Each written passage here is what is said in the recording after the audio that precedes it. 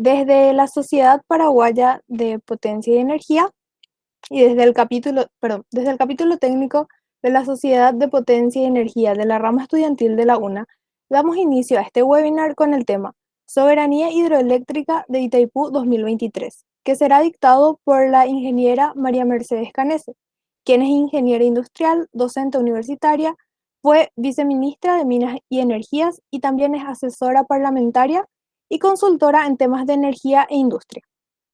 De esta manera, damos inicio a este webinar y damos la bienvenida a nuestra disertante. Bienvenida, ingeniera. Muchas gracias, Gabriela. Un gusto estar con ustedes nuevamente porque ya estuvimos conversando sobre otros temas e inclusive sobre este tema de la soberanía hidroeléctrica anteriormente. Por eso es que la idea de esta presentación que voy a compartir ahora es brindarles información más actualizada sobre el tema que vamos a ver. No sé si ahí están viendo la presentación. Sí, ingeniera. Muy bien, muchas gracias. Bueno, por supuesto que hay temas comunes que siempre son importantes tocar y resaltar y bueno, me imagino que habrá muchas personas que por primera vez asisten a esta presentación, entonces vamos a quizás algunos temas enfatizar otra vez, pero así también el contexto regional, mundial y también el contexto nacional está teniendo constantes modificaciones. Voy a acercar nomás mi teléfono para controlar el tiempo, para no pasarme el tiempo. Entonces, esos componentes me gustaría incorporar porque, claro, ustedes son estudiantes o profesionales de ingeniería, entonces es muy importante que también tengamos en cuenta en qué contexto regional y mundial se da la revisión del anexo C de Itaipú en el 2023. Esta presentación es de la campaña Itaipú 2023 Causa Nacional y esto es lo que vamos a ver, la situación energética de Paraguay y la región, también del mundo, la historia de Itaipú, cómo llegar bien al 2023, por qué es tan emblemática, tan importante esa fecha, qué hacer con la renta eléctrica y las conclusiones y propuestas. La presentación realmente es un poco larga, entonces algunos temas vamos a ir pasando más o menos rápido. Vamos a empezar por la situación energética de Paraguay y la región.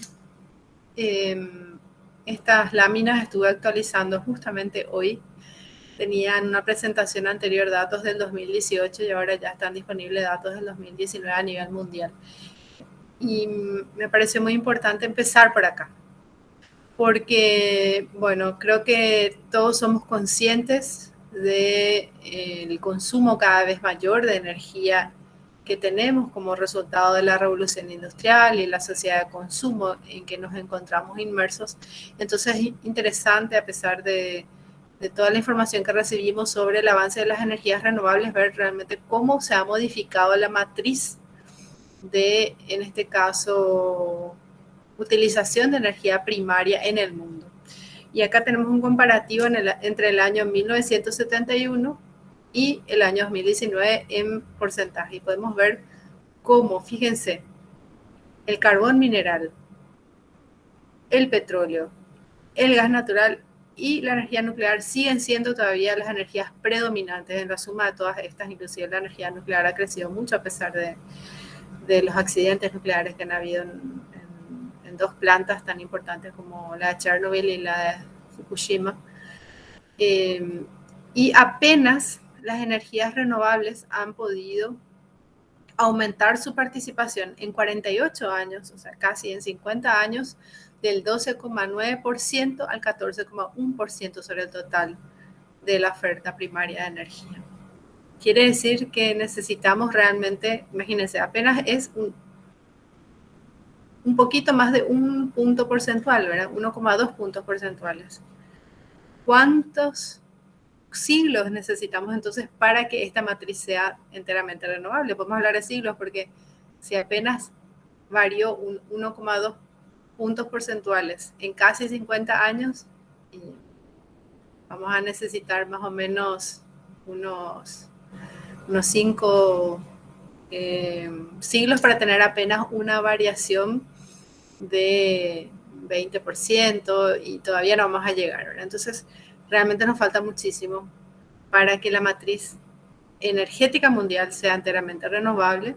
Esa es una realidad con la cual tenemos que lidiar a nivel global y sobre todo si pensamos en cambiar, digamos, nuestra matriz de consumo, porque sabemos el efecto que tiene en el cambio climático y en la contaminación, el uso de energías no renovables y que también generan una presión sobre los precios internacionales de la energía. Ahora mismo, vamos a ver un poco también lo que pasa a nivel de energía eléctrica y esto es muy importante porque en Paraguay, como somos una excepción en casi todo el mundo, hay muy pocos países en el mundo que su matriz eléctrica es enteramente renovable. En Paraguay, algún país de África, también Costa Rica que tiene mucha generación geotérmica, pero muy pocos son los países. Uruguay también es un país que tiene una participación importante de las energías renovables en la generación eléctrica, pero no es 100% o 99,99% como es en el caso de Paraguay, porque también tenemos un poco de generación con derivado del petróleo en cuanto a electricidad. Esas son las excepciones. La realidad en el mundo es que, fíjense, si bien está creciendo, las energías renovables representan en el orden del 27, no llegan al 30% de la participación en la generación de electricidad, las renovables. ¿Sí? El resto son todos no renovables, incluyendo la nuclear, que también utiliza un recurso no renovable como es el uranio, que es un mineral, ¿verdad? No es infinito. Y esto se replica también a nivel, bueno, y acá a nivel regional, pero antes de eso, esto explica también la crisis mundial que en este momento hay. Estos son datos también, son facsimilares de publicaciones de prensa de ahora mismo. Porque ahora mismo en todo el mundo estamos sufriendo una crisis energética. Esta crisis energética en Europa tiene que ver con las energías verdes. Europa se ha propuesto metas muy ambiciosas de sustitución de energías no renovables por energías verdes. Y la consecuencia de eso es un aumento del precio de la energía, porque no está pudiendo reemplazar las energías no renovables con energías verdes y entonces hay una presión sobre los precios de la energía. Y además de eso, sumado a conflictos geopolíticos que también tenemos que tener muy en cuenta. Entonces, ¿qué pasa a nivel de Europa? Imagínense, España está recurriendo al carbón mineral, que es una de las formas más contaminantes de generación de energía para frenar su crisis energética. Los precios de la electricidad en España están por las nubes, pero el problema es en toda Europa porque además de eso, está llegando el invierno, la pandemia está, digamos, teniendo ya la crisis económica que se generó se está superando, entonces está habiendo un efecto rebote en cuanto al crecimiento económico, hay una mayor demanda de energía y el mismo gas, el mismo carbón y los mismos derivados del petróleo que se usan para generar electricidad se tienen que también utilizar para la calefacción en este invierno, con las limitaciones en que Europa no ha querido hacer contratos a largo plazo de provisión de gas natural con el principal proveedor que es Rusia, con todas las trabas también que tuvo la construcción del Nord Stream. Entonces, el contexto europeo es de una crisis que se va a agudizar con el invierno, pero que tiene también razones estructurales. España también, todo su sistema eléctrico está muy privatizado. Entonces, por eso también es que no han hecho contratos a largo plazo de compra de energía y ahora se están encontrando con que los precios a corto plazo, los spots, están por las nubes. Pero fíjense, no está pasando esto solamente en Europa. Para dar algunos elementos más, está pasando en China, la India, también hay escasez de energía por ese efecto rebote que decimos que hay en la economía, la economía está creciendo y la oferta de energía no está siguiendo ese ritmo. Y por eso es que también el precio del combustible está subiendo en Paraguay, porque hoy estaba mirando las cifras, estamos por encima de los $80 por barril, un número que no teníamos ya hace un par de años, hace varios años que no teníamos ese precio del petróleo, y es algo que nosotros no controlamos. En Paraguay ni siquiera producimos petróleo, así que no podemos ni siquiera con nuestra autoproducción subsidiar ese precio. Y es el aumento del precio del petróleo hace que todo haya una cadena de aumentos detrás de eso, desde el pasaje hasta todo lo que necesita flete. Entonces, todos los alimentos, todo va a seguir subiendo. O sea, no les estoy diciendo ningún secreto.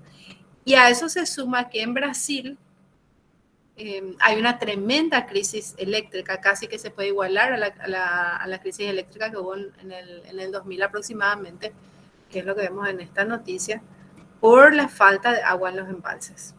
¿Y por qué hay falta de agua en los embalses?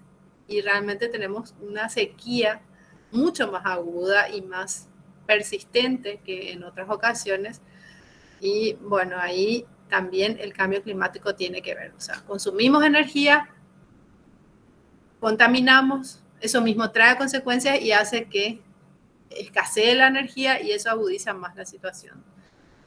Porque claro, ¿qué está haciendo Brasil para suplir la energía hidroeléctrica? Está quemando más combustibles fósiles, con lo cual está afectando más todavía el cambio climático.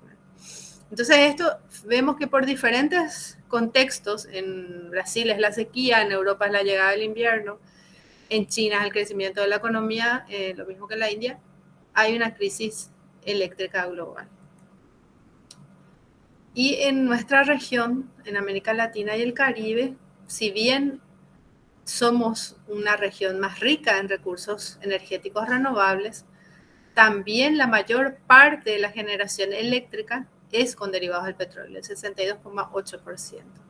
Entonces, más todavía ahora, fíjense toda la dependencia que tenemos en las hidroeléctricas. Cuando hay poca agua, esto es tremendo, tremendo en lo que se refiere a que tenemos que generar más con derivados del petróleo, contaminar, aumentan los precios, etc. Entonces, todo está empujando a que los precios de los hidrocarburos aumenten.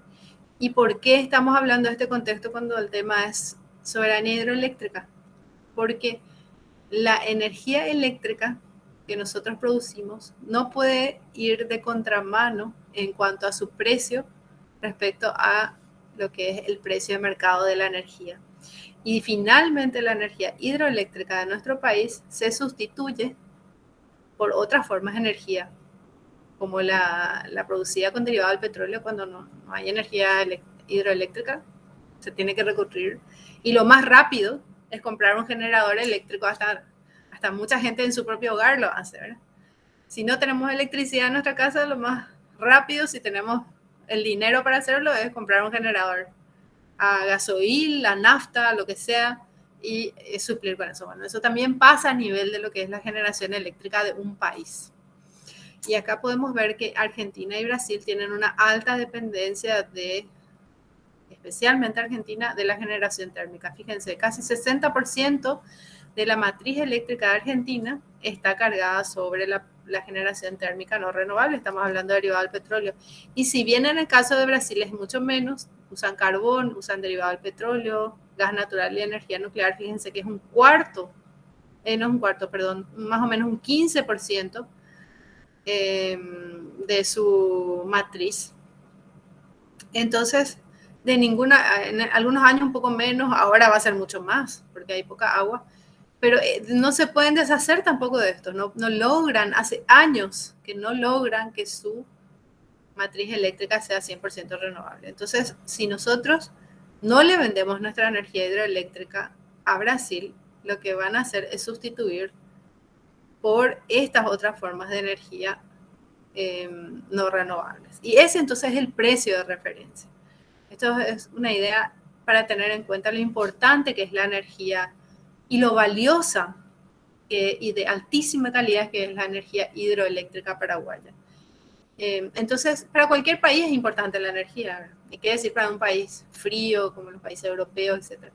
Para nosotros es imprescindible también. La gente que se quedó sin luz anoche por la tormenta, bueno, vivió un poco lo que es estar a oscuras otra vez, ¿verdad?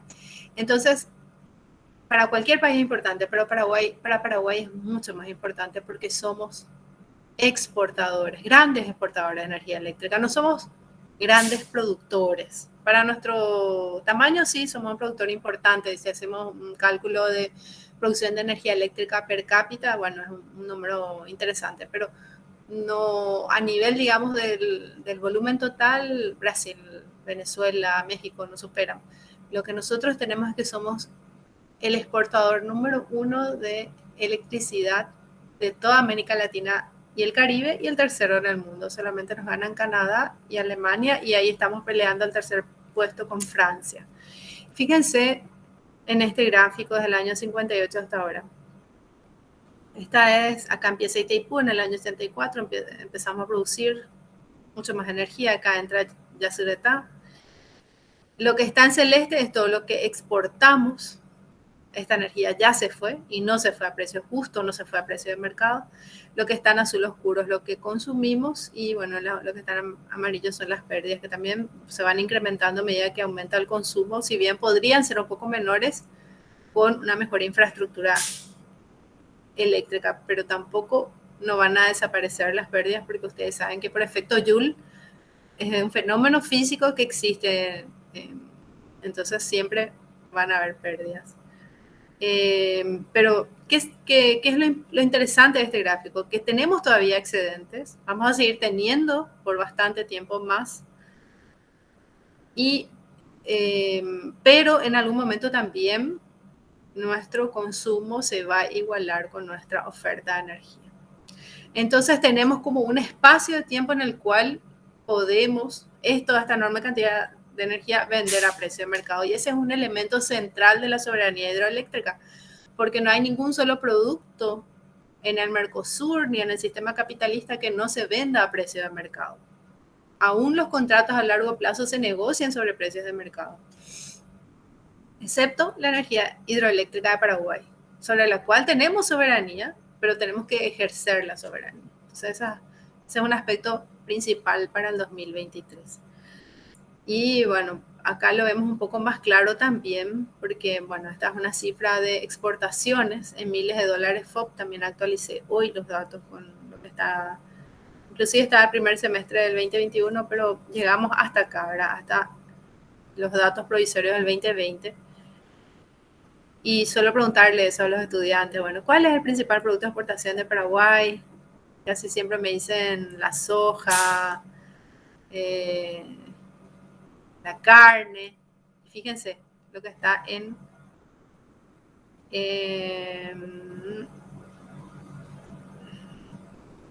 veo que me cambió los colores nomás, así que se nos complica un poco acá porque cambié los colores arriba y no abajo. El que está en violeta es la energía eléctrica, ¿sí? Y lo que está en azul es la soja, al revés de lo que aparece en este gráfico.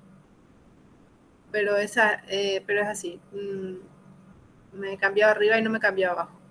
Entonces, porque van a ver luego que acompaña la curva, a ver, de la exportación, ¿sí? Los precios de la energía son muy estables, entonces esto incluye todo lo que Paraguay recibe, todo lo que ingresa a Paraguay por la exportación de electricidad, que no está a precio de mercado. Si esto estuviese a precio de mercado, esta curva en violeta sería el doble más o menos de lo que es. En cambio, la soja, que es este azul que está acá, fluctúa muchísimo porque depende del precio internacional. Justamente en el 2020 el precio de la soja mejoró ya bastante. En el 2021 mejoró aún más. Y fíjense cómo hubo poca producción de agua, o sea, hubo poca agua, entonces hubo poca producción de energía, entonces también esta curva baja. Es un descenso no porque estemos consumiendo más, sino porque hay poca producción de energía. Entonces acá vemos cómo casi siempre la energía eléctrica es todavía nuestro principal producto de exportación, y sobre todo es bastante estable, excepto por esta sequía así anómala que tenemos, es también bastante estable. En cambio, la soja depende muchísimo de los precios internacionales y en un zigzag. Entonces eso también tenemos que tener en cuenta. ¿Por qué? Porque finalmente la soja, si bien es un producto muy importante, entre el primero y segundo, dependiendo del año con la energía eléctrica, es un negocio privado. En cambio, la energía hidroeléctrica es un ingreso para el Estado. Entonces ahí nos damos cuenta también de lo importante que es la electricidad y también que esos recursos que ingresan al Estado paraguayo se utilicen bien. Y ni qué decir cuánto podría llegar a ser eso si vendemos a precio de mercado. Bueno, la historia de Itaipú. La historia de Itaipú, si bien tiene antecedentes de mucho antes, fíjense que cuando se firma el Tratado de Paz bajo la ocupación del ejército brasileño Paraguay, todavía apenas estaba empezando el aprovechamiento hidroeléctrico en el mundo. Apenas. Seguramente que los diplomáticos brasileños todavía no tuvieron en cuenta ese elemento para establecer los límites. Y claramente con los límites que se establecieron en el Tratado de Paz con Brasil, los saltos del Guairá pertenecen a Paraguay y el agua del río Paraná en ese tramo es en un 50% de Paraguay, es un río compartido.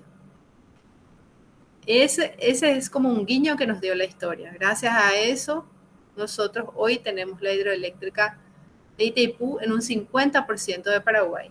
Si bien, por supuesto que no estamos ejerciendo esa soberanía, que es justamente algo sobre lo cual tenemos que avanzar en el año 2023. Pero Brasil, a pesar de lo que decía el Tratado de Paz y límites, intentó ocupar militarmente los Altos del Guairá, invadiendo Puerto Renato, que era un territorio paraguayo en el año 65.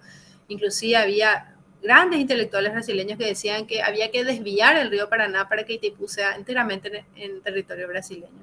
Y fue ahí la movilización de los estudiantes paraguayos, de los jóvenes, de los docentes, del pueblo paraguayo en general, indignado por ese intento de invasión militar en Brasil, quienes con su protesta consiguieron que finalmente Brasil se vea obligado a firmar un acuerdo justo para Paraguay, que fue el Acta de Foz de Iguazú.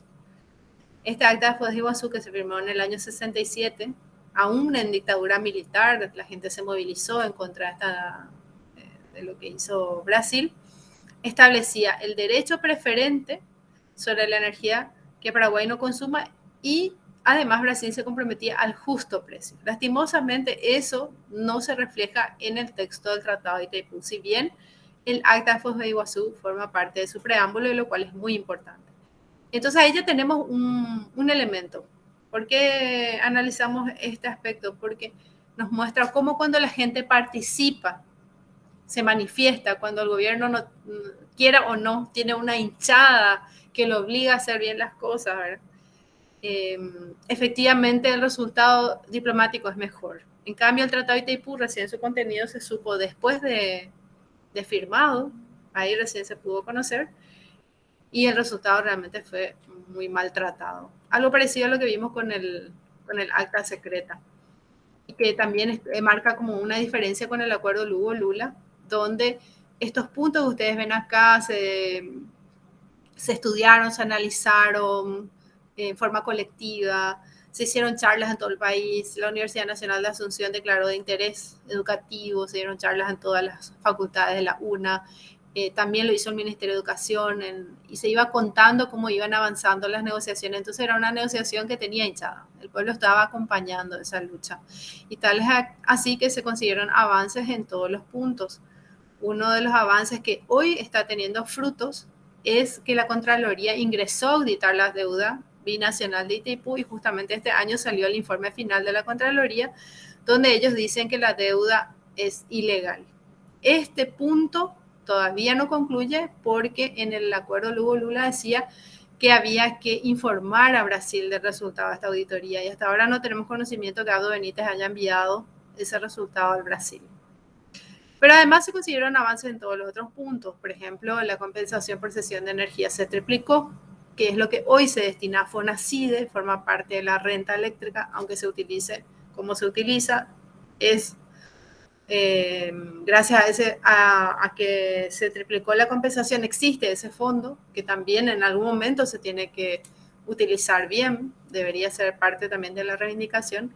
Y un punto muy importante es que Brasil da el acuerdo para que se venda la energía en el mercado eléctrico brasileño en la brevedad posible y a partir del 2023 a terceros países. Este es un punto clave que hoy ya tendríamos que estar usando porque hoy los precios en el Brasil ya están por encima de los $300 por megawatt hora. Yo estuve viendo el spot hoy justamente para el PLD, se llama el precio de liquidación de diferencias, que está topeado, no puede aumentar a más de $100 por megawatt hora y está efectivamente en ese límite.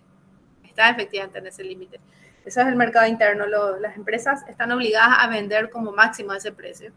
Sin embargo, las importaciones de Brasil de energía de Argentina, que fue nuestra energía de Yacyretá en su momento, ahora estamos regalando eso a Brasil, llegaron a estar a $141, inclusive a $300 por megawatt.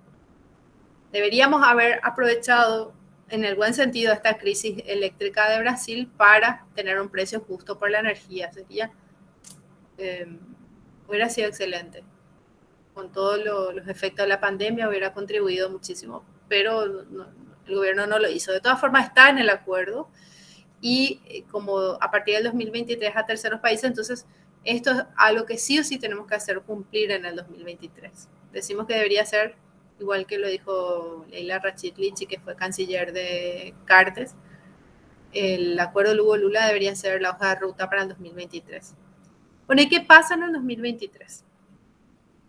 En el 2023 se dice que vence el anexo C. Vamos a ver el texto del anexo C, que siempre es interesante leer porque es en un solo párrafo dice tantas cosas. Dice, las disposiciones del presente anexo serán revisadas después de transcurrido un plazo de 50 años a partir de la entrada en vigor del tratado. Fíjense que dice, serán revisadas. Es una obligación de Paraguay y Brasil sentarse a revisar el anexo C. El anexo C es el más importante de los anexos porque establece las condiciones técnicas y económicas del funcionamiento de Itaipu. Bueno, es una obligación. Dice, después de transcurridos 50 años, un plazo de 50 años, a partir de la entrada en vigor. La entrada en vigor fue el 13 de agosto del año 73. O sea que después sería el 14, ¿verdad? El 14 de agosto del 2023, Paraguay y Brasil se tienen que sentar para empezar a revisar ese anexo C. Esto es muy importante porque ustedes saben que Abdo Benítez y Bolsonaro intentaron ya hacer esta revisión antes. Sobre todo, yo creo que siguiendo la agenda brasileña o bolsonarista, podemos decir, porque el año que viene hay elecciones en Brasil, en el 2022 hay elecciones en Brasil, entonces ya Bolsonaro definitivamente, a no ser que sea reelecto, que como vamos a saber si va a ser reelecto o no ahora, ya no debería ser él quien negocie en el 2023. Y obviamente tampoco Abdo Benítez, en Paraguay no hay reelección, así que tampoco le toca a él. Y eso es muy importante, ¿verdad? Que esta revisión ya la haga un nuevo gobierno y por eso también decimos que las elecciones del 2023 no es solamente elegir un presidente, sino que también vamos a estar definiendo, es como un referéndum del pueblo de quién quiere que negocie esto que se esperó 50 años y que en su momento fue súper criticado por el Centro de Estudiantes de Ingeniería, por los estudiantes, los docentes, por el pueblo en general. ¿Por qué esperar 50 años para revisar un anexo tan injusto para Paraguay? Y ahora se cumplen estos 50 años. Ahí nos damos cuenta que es una oportunidad que no podemos desaprovechar. Es una oportunidad única que tenemos, que le obliga a Brasil a sentarse. Brasil ya se sentó antes a hablar con nosotros, pero se sentó porque tuvo la buena voluntad de hacerlo, porque también por nosotros desplegamos nuestra diplomacia, y me refiero a dos gobiernos que modificaron aspectos del anexo C, Nicanor Duarte Frutos y Fernando Lugo. Esos fueron los dos gobiernos donde hubo modificaciones del anexo C del Tratado de Itaipu, pero dependemos de la buena voluntad. En cambio, a los 50 años es una obligación y no se puede desaprovechar. Y después habla de la amortización de las deudas en relación a las potencias contratadas entre ambas partes. Eso también es súper importante porque, claro, de acuerdo al informe de la Contraloría, la deuda es luego ya ilegal. Debería quizás ser cero desde el 2008, deberíamos reclamar todo lo que pagamos de más, pero por lo menos es cero desde el 2023. Y eso hay un acuerdo de ambos países para terminar de pagar la deuda, con toda la deuda ilegal también incluida, en el 2023. Entonces, hoy lo que estamos pagando de servicios de la deuda representa 2/3 de los ingresos de Itaipú. Imagínense qué cantidad enorme de dinero, porque con la tarifa actual de Itaipú más o menos los ingresos anuales son 2.300 millones de dólares al año. De esos 2.000 millones van al pago de una deuda que ya no debería existir, pero bueno, estamos pagando. Entonces, si nosotros mantenemos esta tarifa de Itaipú, sobrarían 2.000 millones de dólares, que podrían ser 1.000 millones para Paraguay y 1.000 millones para Brasil. Este es otro tema central y muy actual, porque ahora el Consejo de Administración de Itaipú debe definir la tarifa para el año que viene. El año que viene ya la deuda va a estar por pagarse todo, entonces ya se reduce los servicios de la deuda, y Cancillería emitió un documento que presentó en el Congreso el 5 de mayo de este año, donde decía que iba a proponer una reducción de la tarifa. Entonces, mucho ojo con eso, porque hasta parece interesante que baje la tarifa de la energía eléctrica en Paraguay, pero si bajamos la tarifa de Itaipú, le va a bajar la tarifa a Brasil también. Vamos a estar haciéndole un enorme favor a Brasil, que alguien seguramente va a tener algún beneficio personal para hacer ese favor tan desprendido de bajar una tarifa que en realidad debería ser más alta en todo caso, debería ser el precio de mercado, no una tarifa menor que nos complique mucho más negociar porque bajamos nuestro piso. Entonces, mucho ojo con eso. No hay ni un problema en bajar la tarifa interna de Paraguay, pero la tarifa de exportación de ninguna forma tenemos que bajar, a no ser que en compensación nos paguen el precio de mercado de la energía. Bueno, otro aspecto es el cronograma de contratación de potencia. Este es un tema también que surgió con el acta secreta, que debería eliminarse. Si me preguntan, profundizo más sobre eso porque ya se me está acabando el tiempo. Pero bueno, vamos a ver en este gráfico qué es lo que Paraguay podría obtener con una buena negociación sobre Itaipú. En primer lugar, tenemos ya hoy una renta eléctrica, está por el orden de los 700 millones de dólares más o menos al año ahora, porque hay poca energía. Quizás hasta sea un poco menor, pero históricamente estábamos por los 750. Estimamos que si tenemos un nivel medio de generación de energía serían 720 millones de dólares al año. Esto hoy se dispersa en royalties y Fonacide sin que sintamos que ese dinero realmente produce un desarrollo en nuestro país. Bueno, eso ya existe. Hoy Paraguay ya recibe ese dinero. Si mantenemos la tarifa de Itaipú, podríamos tener 1.000 millones de dólares más, que la parte brasileña sería unos 600 millones y unos 400 millones de nuestro consumo interno que podríamos recibir en energía o en a menor precio o en dólares. Es realmente lo mismo. Y después, si vendemos a precio de mercado nuestra energía de Itaipú, ya se lo traje en 2023, fíjense que nosotros hicimos un cálculo muy conservador. Este es un cálculo que hizo el ingeniero Ricardo Carnese con este libro que se llama Soberanía Hidroeléctrica, Renta Eléctrica y Desarrollo. Acá está el cálculo, bien explicado, es muy simple. Es el precio de sustitución de la electricidad por la generación térmica, que es lo que hablábamos al comienzo, a un precio del barril del petróleo de $55 por barril. Ahora ya estamos por encima de los 80, pero apenas con $55, el precio de sustitución de nuestra energía es de $100 por megawatt hora, convirtiendo la energía térmica en energía eléctrica con la pérdida que eso acarrea. Sabemos que hay muchas pérdidas en la transformación de energía eléctrica, de energía térmica eléctrica. Bueno, entonces, si apenas estamos vendiendo a $50 más o menos, considerando tarifa y compensación, inclusive menos, pero vendemos a 100, que sería el precio de mercado, como digo, a $55 por barril, entonces podríamos obtener estos ingresos adicionales, 1.880 millones de dólares al año. O sea, sumando todo esto serían unos 3.600 millones de dólares al año. Y esto es lo que se juega y esto es lo que explica también el acta secreta. Porque esto era lo que se quería privatizar, esa empresa Leros comercializadora que estaba vinculada con José Lo Rodríguez. Bueno, iba por ahí, ¿verdad? Iba por que sea un negocio privado la exportación de electricidad a nuestro país. Entonces, cuando que eso hoy es un negocio de la ANDE, aunque no esté teniendo ganancias fabulosas, es un negocio de la ANDE y de las binacionales que ingresa a nuestro estado. Esta cifra, por supuesto, va a ir descendiendo a medida que usemos más nuestra energía y quedaría 1.300 millones de dólares al año. Bueno, después es, como ya se me acaba el tiempo, les muestro un gráfico más. ¿Cómo llegamos bien al 2023? Bueno, yo les cuento que estamos a punto de no llegar muy bien al 2023. O sea, por un lado, si se baja la tarifa de Itaipú, perdemos un arma de negociación muy importante. ¿Por qué? Porque nosotros podemos decirle a Brasil no.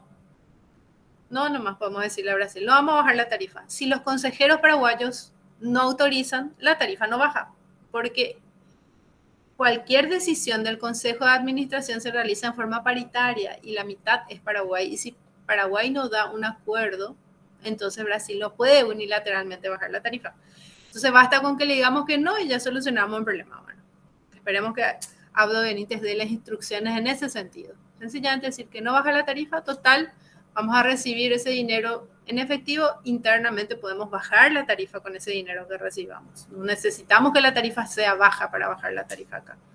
Es lo mismo recibir energía eléctrica barata que recibir esa misma diferencia en efectivo.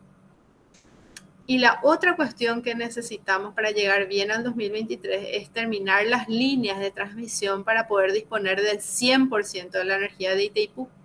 En el caso de Yacyretá también necesitamos que esa sincronía efectivamente esté en funcionamiento. Necesitamos sincronizar el sistema paraguayo para que podamos utilizar y transportar el 100% de la energía de Itaipú y Yacyretá. Faltan 3 líneas de transmisión. Las líneas de transmisión se construyen, según los expertos, en 18 meses. La línea que se hizo en el gobierno de Lugo, que fue una donación del Brasil como parte del acuerdo Lugo-Lula, una línea de 500 que se hizo entre Itaipú y Villa Ayes, la que está acá en celeste. Tardó, sí, menos de 2 años, porque se empezó en el 2010 prácticamente y terminó en el 2012. Estamos a tiempo, pero justito ahora, justito. Mañana tendrían que empezar estas líneas. De lo contrario, no vamos a tener las líneas terminadas a tiempo para el 2023, que es cuando tenemos que decirle a Brasil, miren, si ustedes no nos pagan el precio justo, vamos a ver otros compradores. Y Brasil nos va a decir, pero no tienen a quién vender, ¿verdad? Si no tienen líneas. Por eso es tan importante. Igual tenemos opciones. Si me preguntan, le digo cuáles pueden ser otras opciones. Pero sería muy bueno tener la disponibilidad técnica para vender la energía, para poder transmitir la energía. Y estas obras le venimos diciendo al gobierno de Abdo Benítez como campaña de Itaipú 2023, causa nacional, le venimos diciendo que realice desde el 2018. Y ya estamos 2021. Y se han hecho muchísimas obras de infraestructura. No es que pararon las obras de infraestructura por la pandemia. Sin embargo, de infraestructura eléctrica, lastimosamente no. Bueno, entonces eso es como tenemos que prepararnos. Decimos también que con el acta secreta aprendimos que las negociaciones secretas resultan siempre negativas para el pueblo. Y supongamos que nos va bien, que negociamos bien, que defendemos la soberanía, conquistamos el precio justo, la tarifa justa. Lo siguiente es que tenemos que usar bien esos recursos, ¿sí? Entonces nosotros ahí decimos que ¿qué significa el buen uso de la renta eléctrica? No tiene que ser para sustituir impuestos. Hay gastos corrientes que se tienen que pagar con impuestos. No vamos a pagar salario de docentes con la renta eléctrica. No vamos a pagar, no sé, las gasas de los hospitales con renta eléctrica. No. La renta eléctrica tiene que ser para transformaciones estructurales y los impuestos tienen que ser para que no falten medicamentos en los hospitales, para que los docentes tengan una buena remuneración, etc. Y ahí proponemos 3 aspectos fundamentales. Primero, que hay que mejorar el servicio eléctrico. Resulta que tenemos una gallina de los huevos de oro, que es la ANDE, que es la que genera, la dueña de las binacionales, la que genera la renta, pero no le damos nada. de esa red. Nada, cero renta eléctrica le damos hoy a la ANDE, nada de royalty, nada de FONACIDE para que mejore su infraestructura eléctrica. Y claro, después nos quejamos porque hay cortes de luz. Entonces tenemos que darle una parte de la renta eléctrica a la ANDE, también tenemos que darle a la ANDE otra parte para ofrecer mejores tarifas sociales y tarifas también para la generación de empleo de calidad. Y por otra parte, también lo que quede de la renta eléctrica se tiene que usar para reformas estructurales de envergadura como el transporte eléctrico, la revolución científica, tecnológica, industrial, ahí, por ejemplo, todo lo que es inversión en convertirnos, ¿no?, en falsificadores, como somos en Ciudad del Este o en el Alto Paraná, vendemos muchas cosas hace años falsificadas. Bueno, convirtámonos ya en productores de tecnología, de electrónica, ensambladores, no solamente, sino que con desarrollo tecnológico propio de vehículos, de motos, de todo lo que sea transporte.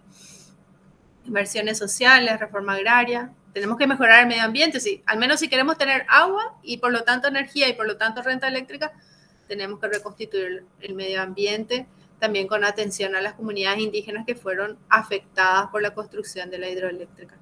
Y como decimos, no tenemos que usar la renta eléctrica para el rentismo, que es algo propio de los países petroleros y lo vemos también en los países africanos, con enormes recursos naturales de grandísimo valor, como el cobalto, como las tierras raras, los diamantes, y sin embargo la pobreza que hay en África. Entonces termina siendo una maldición tener un recurso natural estratégico.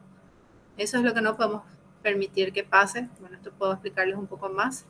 Después, también decimos que hay que fortalecer la ANDE, tiene que tener autarquía para justamente hacer estas inversiones tan importantes de forma ágil. Que si en el pasado Paraguay pudo tener un desarrollo autónomo, sin endeudamiento, hoy con la energía hidroeléctrica y recuperando la soberanía, también podemos. Muchas gracias.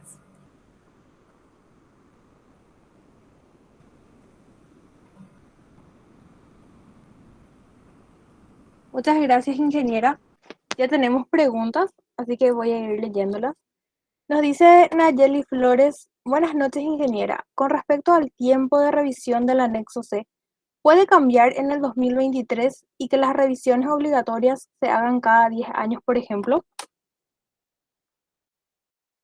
Sí, así mismo. Ese debería ser un punto central, porque fíjense, en la época en que se firmó el tratado de tipo en el año 73 no había sistemas eléctricos, no había crisis eléctricas, había escasez de energía, de hecho hubo la gran crisis del petróleo en el año 73, pero todos los países estaban en dictadura, las cosas eran muy diferentes. 50 años después revisamos algo que ya cambió tanto y deberíamos ser más dinámicos. Podría ser inclusive cada 5 años, cada 10 años, pero realmente más de 10 años no debería ser. Francisco Javier Torales pregunta, ¿cuáles serían las otras opciones, ingeniera? Supongo que refiere a lo que estabas comentando anteriormente de las otras opciones. Claro, si no llegamos con la infraestructura eléctrica, creo que es la pregunta, ¿verdad? Sí, Así mismo. genial. Bueno, ahora mismo nosotros tenemos una cierta flexibilidad, si es que sincronizamos, porque ¿qué pasa hoy?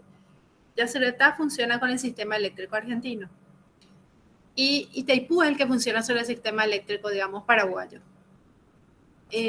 Como son dos sistemas muy grandes, antes funcionaban en forma aislada, sin posibilidad realmente de sincronizarse también porque no tenían una conexión fuerte. Según los eléctricos, yo soy ingeniera industrial, ¿verdad? Según los ingenieros electromecánicos, eléctricos, ellos nos decían, es como tener dos enormes camiones unidos por una piolita, no podés hacer funcionar juntos los camiones, necesitas realmente unos cabos de acero de importante resistencia.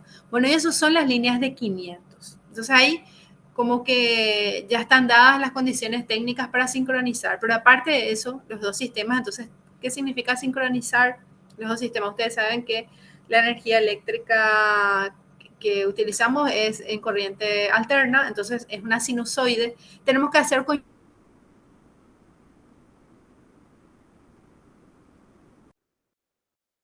en términos simples. Entonces, eso requiere una serie de equipamientos tecnológicos que se están haciendo en Yacyretá.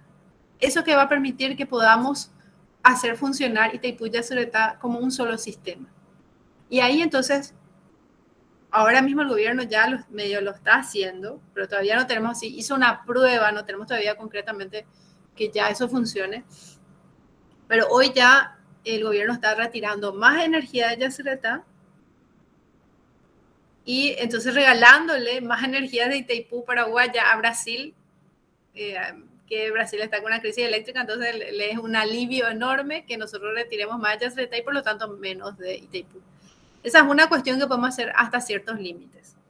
Entonces podríamos, por ejemplo, si Brasil no nos quiere pagar el precio justo, podemos retirar más energía de Itaipú y comercializar energía desde el punto de interconexión de Yacyretá, que el Tratado de Yacyretá nos habilita con más claridad, porque el Tratado de Yacyretá, a diferencia de Itaipú, habla del derecho preferente. En el tratado, muy sutiles son las diferencias entre ambos tratados. Entonces ahí tenemos una posibilidad. Tenemos también tenemos también, como está muy privatizado el sistema brasileño y argentino, hay empresas eléctricas regionales como Copel, por ejemplo, que están interesadas en comprar la energía eléctrica a Paraguay. Entonces, por eso nosotros decimos que tenemos que ejercer la soberanía. Nosotros tenemos que en el 2023 contratar el 100% de la energía paraguaya. Y a partir de ahí, o ya en forma anticipada, sería lo ideal que lo haga Abdo Benítez, llamar a licitación, que fue lo que hizo de alguna forma Pedro Ferreira, tipo una intención cuando fue presidente de la ANDE, antes de que surja lo del acta secreta, expresiones de interés en comprar la energía de Paraguay. Entonces, podemos licitar en forma anticipada a través de la ANDE con leyes paraguayas en territorio paraguayo, bloques de energía para este tipo de empresas, tipo Copel y otras privatizadas o públicas que existen en Brasil y en Argentina, donde veamos qué puntos de interconexión podemos tener con ellos que requieran inversiones más simples. Y hasta en el peor de los casos, o sea, la opción más extrema sería ya agotadas todas esas anteriores y que podamos vender algo, pero no todo, y quede todavía un remanente que Brasil va a llevar y no quiere pagarnos el precio del mercado, hasta podemos tirar el agua por el vertedero. Esa sería como la opción más extrema. Eso significa dejar a oscuras prácticamente una zona tan grande como el estado de San Pablo, por la enorme cantidad de energía que representa la energía paraguaya de Itaipú para Brasil. ¿Cuánto tiempo vamos a tirar el agua por el vertedero? Yo no creo que ni 10 minutos, porque ellos pueden sustituir esa energía con generación térmica, pero le va a salir muy caro. Y justo va a ser en un momento en que para Paraguay pagar por esa energía, contratar toda esa energía es casi lo mismo de lo que nos cuesta contratar hoy la energía que contratamos, porque ya no va a estar más sobre la tarifa la deuda de Itaipú. Nos vamos a autopagar eso. Entonces, ese sería como lo más extremo. Y fíjense que tirar el agua por el vertedero es algo que Brasil ya hizo. Cuando Brasil tenía excedentes hidroeléctricos y le convenía más comprar energía de otras centrales hidroeléctricas y no de Itaipú, lo hizo. Y ustedes van a encontrar en las estadísticas de Itaipú un concepto que se llama energía turbinable, energía turbinable vertida, algo así se llama. Hay un cálculo y todo que hace Itaipú de cuánta energía turbinable, o sea, cuánta agua turbinable se tiró por el vertedero. Era agua que se podía haber convertido en energía y no se convirtió porque Brasil no estaba interesado en comprar. Perdimos ahí royalties, perdimos compensación por cesión de energía. Entonces tenemos también ese antecedente. Y esas son, digamos, las armas de negociación más extremas que ojalá no necesitemos usar. Ojalá Abdo Benítez haga las obras a tiempo, ojalá tengamos suficientes oferentes de nuestra energía como para que ya Brasil le diga, no, esperen un rato, vamos a hablar un poco del precio. Y además también es muy importante en todo esto que la negociación, la revisión del anexo C del 2023 sea una revisión que se multilateralice, no solamente que sea pública, que la ciudadanía participe, que sea como la hinchada y que oriente y que marque las pautas de cómo el gobierno tiene que hacer las cosas, sino que también a nivel internacional la gente, los países sepan el tan injusto trato que tiene Paraguay con Brasil y que eso nos sirva también, como nos sirvió en el 2008, para conseguir mejores condiciones. Nayeli Flores pregunta, ¿cómo afectaría al Paraguay el informe de Contraloría sobre la deuda en las negociaciones a darse en 2023? Nos afecta muy positivamente, ¿verdad? Es un elemento, nosotros decíamos el año pasado, cuando todavía no salía ese informe, que así como necesitábamos la línea de transmisión, necesitábamos ese informe final, porque resulta que en el acuerdo Lugo-Lula se menciona ese informe, inclusive el gobierno paraguayo se compromete a remitir ese informe una vez que esté terminado. Y hubo una autorización oficial de Brasil para que ingrese a la Contraloría de la República a auditar las cuentas binacionales. Entonces, nosotros deberíamos usar también eso como un arma de negociación y llegar a un acuerdo con Brasil sobre cómo hacemos. Porque, ¿qué pasó? ¿Por qué se generó esa deuda espuria? Que es la que la Contraloría dice que es ilegal. Porque se aplicó una tarifa por debajo del costo y eso violó el Tratado de Itaipú. A través de resoluciones del Consejo de Administración que son por la pirámide de Kelsen, sabemos que son instrumentos jurídicos de mucho menor valor que un tratado internacional. Ni con una ley no se puede hacer algo que esté en contra de un tratado, mucho menos con una resolución. Y esto benefició, según la Contraloría, en un 97% a las empresas eléctricas brasileñas y en un 3% a la ANDE. Entonces, ¿qué pasó? La ANDE llevó también energía por debajo del costo. Por eso se acumuló una deuda. Pero el 97% de la energía por debajo del costo llevaron Furnas y Electrosul, que son dos empresas subsidiarias de Electrobras. Y al mismo tiempo que esto pasó porque supuestamente estas empresas estaban viviendo una crisis económica y no podían pagar una tarifa más cara, qué sé yo. Al mismo tiempo que Electrobras decía que no podía pagar la tarifa, le prestó dinero a Itaipú para subsidiar ese déficit que se generó, porque esa, esa tarifa era para cubrir costos, ¿no es cierto? Al no pagarse toda la tarifa, quedó un déficit que había que, un agujero que había que tapar y eso tapó Electrobras con un préstamo con tasa de interés usurarias para más. Entonces, una opción de solución a ese problema de la deuda es que, porque nosotros realmente, con los cálculos que hicimos desde el 2008, ya no teníamos que pagar. Estuvimos pagando de más desde el 2008 $1.000 millones al año como Paraguay y Brasil también otros $1.000 millones al año. Ahora ya estamos en el 2021, serían $13.000 millones que podríamos recuperar, ¿verdad? Entonces también una opción alternativa que nos devuelva Electrobras lo que nos cobró de más es que Paraguay pueda retirar la misma cantidad de energía barata que Brasil retiró, por ejemplo. Otra forma de solucionar. Entonces, ahí tenemos mucha fuerza para negociar, porque nosotros no estamos negociando sobre que queremos un trato justo solamente. Estamos negociando sobre que Brasil fue beneficiada de la violación del Tratado de Itaipú. Y además Brasil siempre tuvo control de las direcciones principales de Itaipú. La financiera y la técnica siempre fueron directores brasileños hasta hasta el acuerdo Lugo-Lula, donde estas direcciones se volvieron paritarias.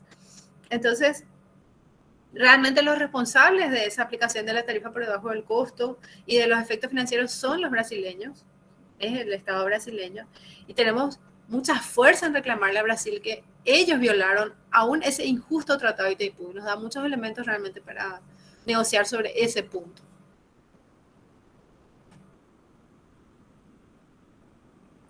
Excelente, ingeniera, no tenemos más preguntas. Ahora les quiero pedir a todos los participantes que deseen encender sus cámaras porque nos queremos quitar una foto, por favor.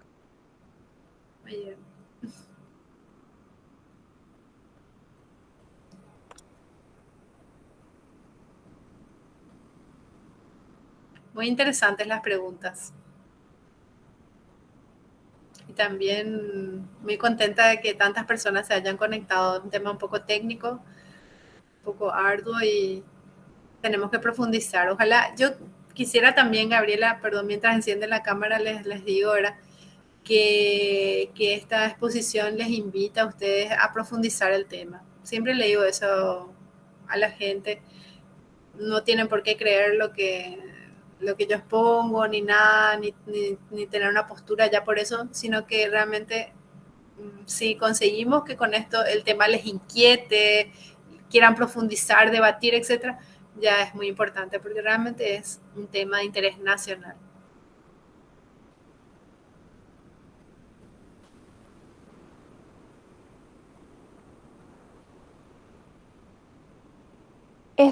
Irving, ¿estás? Para la foto. Un momentito. Bueno, A ver quién es mi fotógrafo. ¿Qué tal? Listo, ya tomé la foto. Ok, ok, ok. Entonces, con esto damos por terminado nuestro webinar. Desde ya le agradecemos a la ingeniera por su tiempo, por su entusiasmo también para la exposición y también les agradecemos a todos los participantes por haber dado su tiempo para conocer un poco más de un tema de interés nacional. Buenas noches. buenas noches, muchas gracias.